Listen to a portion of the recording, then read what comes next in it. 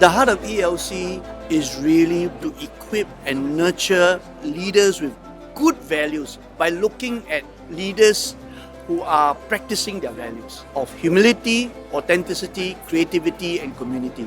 We want them to do something about what they have heard, take action for their life, and secondly, to find someone they can connect, collaborate, and co-create their work and their vision together.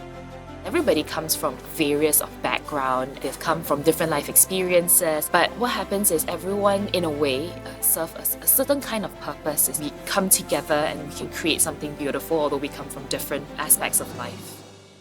Eagles is really meaningful to me. Every year since they started ELC, I look forward to attending. I learned much of my leadership principles and theories from them, and now that I'm a CEO of a non-profit, I've applied a lot of the lessons I've learned from them into my actual work. The tendency for people is to romanticize, for example, the work that they're doing. But here in ELC, you just hear people just sharing about their own struggles and even their failings and how God has really transformed them. So I think that's what's so special about ELC, is that you've created a platform where people are comfortable to share about their journeys. I think my main trust in looking at faith-driven entrepreneurship, or just even entrepreneurship, is actually don't do it alone. We really need community, and I guess conferences like this actually brings community together. Yeah, God really designed us for community. It's always lonely at the top, but it doesn't have to be. You know, I was listening to a fellow panelist, Tony Melito.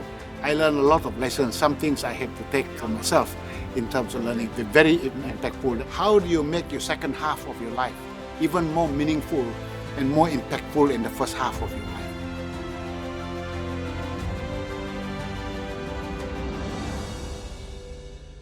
ELC is a great gathering of Christian leaders with a shared vision to make the world better. I'm very happy just to be here, and we wish that ELC will continue to inspire the next generation to transform the world.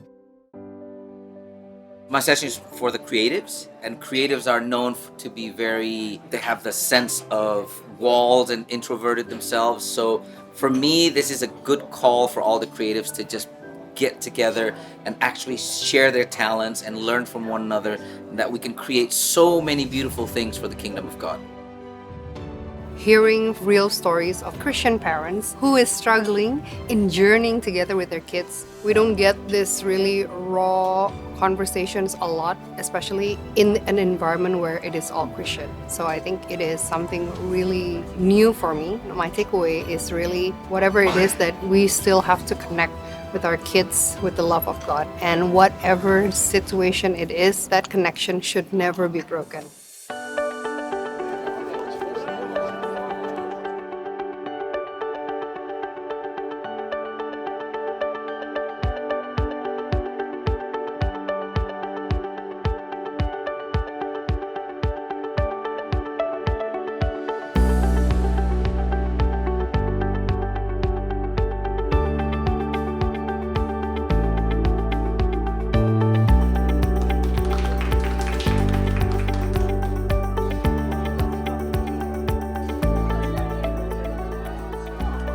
I learned from Agape that even it look like a business, it also look like a real ministry. It's not just an idea, but even it look like a business, it also look like a real ministry.